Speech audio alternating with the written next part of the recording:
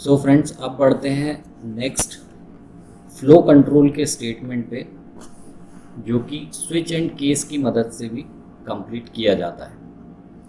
ये चीज़ ध्यान रखिएगा कि जो कंडीशनल स्टेटमेंट्स होते हैं, इफ़ एल्स हो या स्विच केस हो, ये अल्टीमेटली करते क्या है, ये आपके प्रोग्राम के फ्लो को ब्रेक करते हैं। यानी कि आपको लेफ़्ट में जाना है या राइट में जाना है, तो आप एक जगह पे जाके होल्ड करेंगे, आपका फ्लो ब्रेक होगा। फिर जब आपको डिसीजन मिलेगा तब आप लेफ़्ट या राइट की तरफ मूव करेंगे। तो बिल्कुल प्रोग्राम भी ऐसे ही काम करेगा। जब भी प्रोग्राम के फ्लो को हम बदलना चाहेंगे, रोकना चाहेंगे, तो वहाँ पे हमको कंडीशंस लगानी पड़ेंगी। तो एक तरीका हमने देखा इफ़ एंड एल्स स्टेटमेंट की मदद से। अब हम देखते हैं स्विच एंड केस की मदद से यही चीज़ कैसे परफॉर्म करना है। ओके, सो सबसे पहले हम एक वेरिएबल डिक्लेयर कर लेते हैं यहाँ पर एज।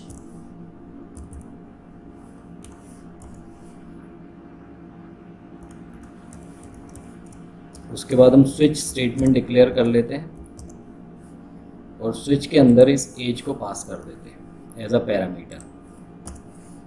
मैच कराने के लिए हम केसेस बना देते हैं। केस 25 कोलन, और इसके बाद में क्या एग्जीक्यूट करना, क्या आउटपुट दिखाना चाहते हैं,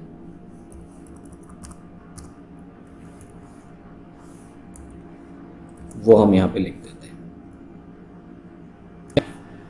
और प्रोग्राम को एग्जीक्यूट करते हैं।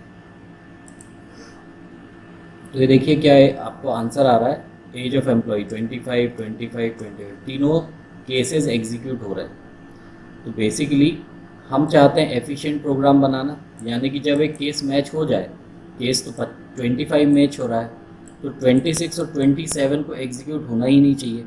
अगर ये एग्जीक्यूट हो रहे हैं यानी हमारा प्रोग्राम इनएफिशिएंट है। तो अगर कंडीशन मैच हो जाए तो हम प्रोग्राम को बोलेंगे कि यहाँ से बाहर आ जाओ, कोई भी एग्जीक्यूशन मत करो। उसके लिए यूज़ किए जाते हैं ब्रेक स्टेटमेंट। जब कोई कंडीशन मैच हो, एग्जीक्यूशन बंद हो जाए और प्रोग्राम से हम बाहर आ जाएं, उसके लिए यूज़ किए जाते हैं ब्रेक स्टेटमेंट। अब अगर ब्रेक स्टेटमेंट लिख के प्रोग्राम को एग्जीक्यूट करेंगे तो देखिए एक ही केस एग्जीक्यूट होगा, बाकी के 2 केसेस एग्जीक्यूट नहीं होंगे।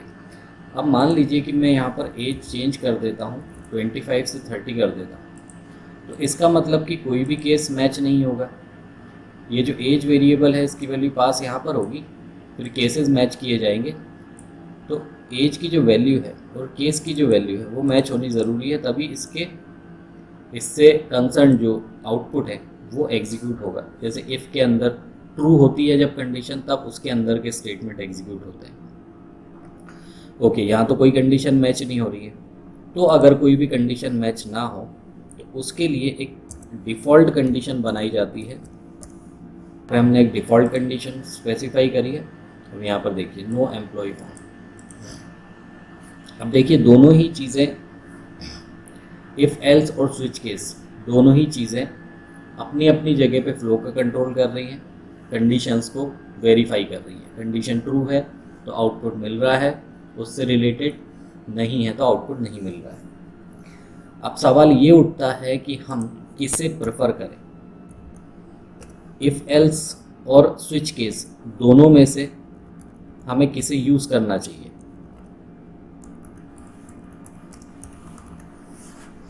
Okay, this is a question. तो मैं आपको बता देता हूँ, अगर वैल्यूज़ नोन है देन यूज़ स्विच केस,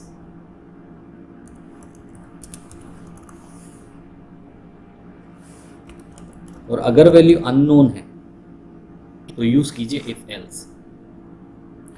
क्योंकि अगर एम्प्लॉय की एज की बात की जाए और आपके ऑर्गेनाइजेशन में 100 एम्प्लॉयज़ हैं, तो आप 100 केस बनाने से अच्छा है कि एक सिंगल इफ़ एल्स स्टेटमेंट लिख दीजिए। क्योंकि इफ़ एल्स स्टेटमेंट में आपको क्या करना पड़ेगा, आप डायरेक्टली यहाँ पे एक रेंज डिफाइन कर सकते हैं। If age is greater than 25 and age is less than 75। Okay, तो ये क्या करेगा, 25 से लेकर 75 तक की पूरी रेंज ले लेगा। तो बहुत ही शॉर्ट कोड से आपका प्रोग्राम एग्जीक्यूट हो जाएगा। अदरवाइज़ आप केस बनाने जाएंगे तो आपको हर एम्प्लॉय के लिए एक इंडिविजुअल केस बनाना पड़ेगा, जो आपके प्रोग्राम को बहुत ज़्यादा लेंदी कर देगा और अल्टीमेटली एग्जीक्यूशन टाइम बढ़ा देगा। तो जब हम प्रोग्राम बनाएंगे तो हमको किस कोड को किस वक्त यूज़ करना है ये मालूम होना भी ज़रूरी है। नॉर्मली स्विच केस स्टेटमेंट ज़्यादा यूज़ नहीं किए जाते हैं, हमारा सारा का सारा काम इफ़ एल्स स्टेटमेंट से हो जाता है। बट आपके पास में चॉइस है और आपको मालूम होना चाहिए कि किस वक्त कौन सा स्टेटमेंट हम यूज़ कर सकते हैं। प्रोग्राम बनाने के बाद इसे हम सेव कर देते हैं। अब चलते हैं दूसरे प्रोग्राम की तरफ।